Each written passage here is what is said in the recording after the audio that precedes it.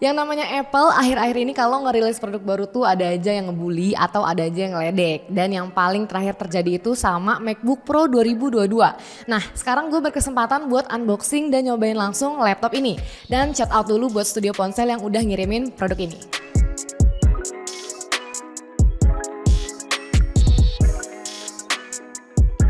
Halo hai, balik lagi sama gue Ayu.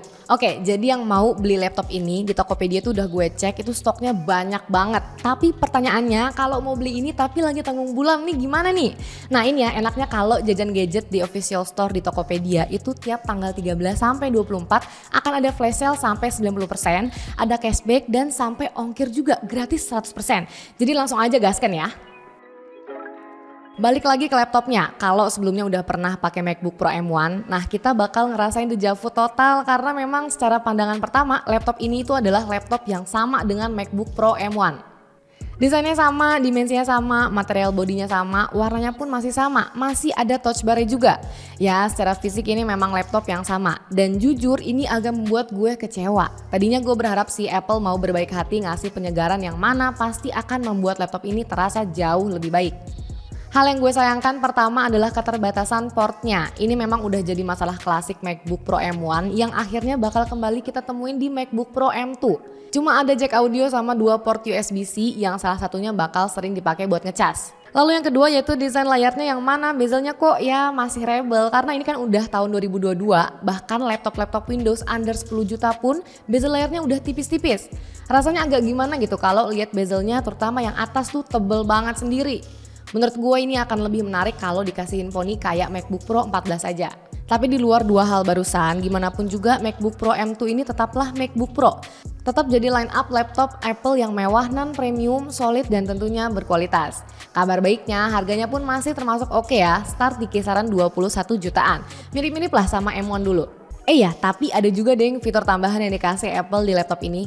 Jadi 4 speaker stereo di MacBook Pro M2 ini juga udah support spatial audio. Jadi kalau kita muter konten yang support, feel-nya bakal lebih wide, lebih imersif.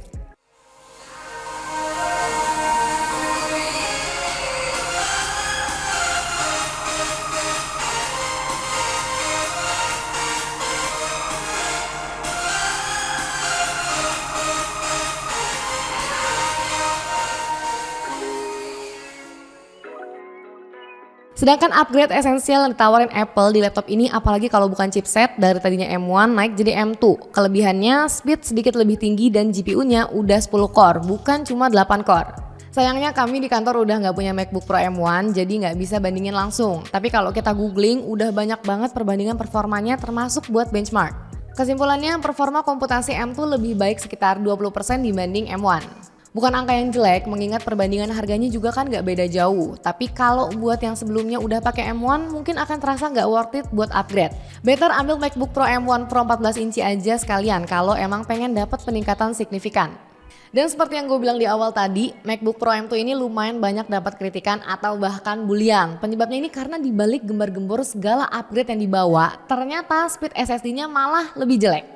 Usut punya usut, ternyata ini karena konfigurasi SSD-nya beda. Di MacBook Pro M1 itu Apple pakai 2 chip SSD yang dikombo dijadiin satu lah istilahnya. Sementara di M2 ini cuma pakai 1 chip SSD aja, makanya lebih lambat.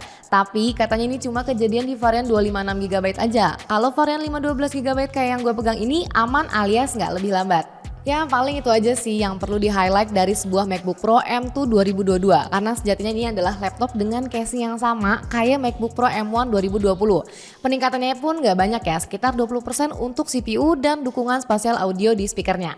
Jadi kalau emang asal pengen punya MacBook Pro, menurut gue versi M1 masih oke-oke aja kalau lebih pengen hemat budget sekitar 2 jutaan. Kalaupun emang butuh performa yang superior buat editing video sampai 4K misalnya, lebih bijak ambil MacBook M1 Pro 14 inci. Terus apakah MacBook Pro M2 ini nggak layak dibeli? Ya tergantung sih ini kantong masing-masing ya. Karena kan banyak banget orang beli produk Apple bukan karena butuh, tapi karena mereka pengen aja.